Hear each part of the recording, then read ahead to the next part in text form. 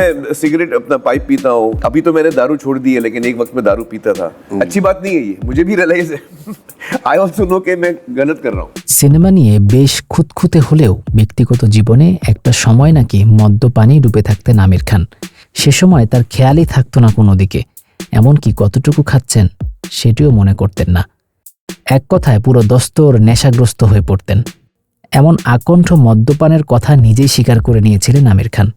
জি মিউজিকের ইউটিউব চ্যানেলে অভিনেতা নানা পাটেকের সঙ্গে কথোপকথনে উঠে আসে আমিরের জীবনের অনেক অজানা কথা। আমির বলেছিলেন জীবনে নাকি মধ্যপন্থা নিতেই পারতেন না তিনি, যেটাই করেন একেবারে চূড়ান্ত পর্যায়ে নিয়ে যান।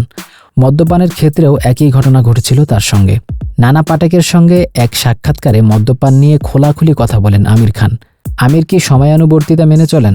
এমন প্রশ্নের জবাবে আমির বলেছিলেন, হ্যাঁ, আমি সময় মেনে চলি। কাজের জায়গায় সঠিক সময়ে পৌঁছে যাই। পেশার ক্ষেত্রে আমি খুবই নিয়মানুবর্তিতা মেনে চলি, কিন্তু ব্যক্তিগত জীবনে আমি খুবই অলস। বেশ কিছু বদভ্যাস রয়েছে আমার। আমি পাইপে ধূমপান করি। এখন আর আমি মদ্যপান করি না, কিন্তু একটা সময় আমি খুবই মদ্যপান করতাম। সে সময় আমি সারা রাত মদ্যপান করতাম। আমির আরও বলেন, সমস্যাটা হলো আমি যে কাজটা করি সেটা অনবরত করতেই থাকি। মধ্যপন্থা বলতে কিছু নেই আমার অভিধানে, তবে এটা মোটেই ভালো অভ্যাস নয়, যেটা আমি বুঝে গেছি। যদিও ছবি নির্মাণের ক্ষেত্রে বা অভিনয়ের ক্ষেত্রে আমার কোনো সমস্যাই হয় না। এ প্রসঙ্গেও অভিনেতার ভাষ্য, আমি সিদ্ধান্ত নিয়েছি বছরে একটাই ছবি করব। শুধুমাত্র তাই নয়, একটা ছবি বানাতে গিয়ে নাকি 3 বছর কাটিয়ে দেবেন আমির খান।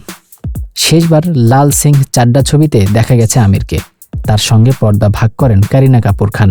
বর্তমানে সিতারে জামিন পর সিনেমা নিয়ে ব্যস্ত সময় পার করছেন তিনি।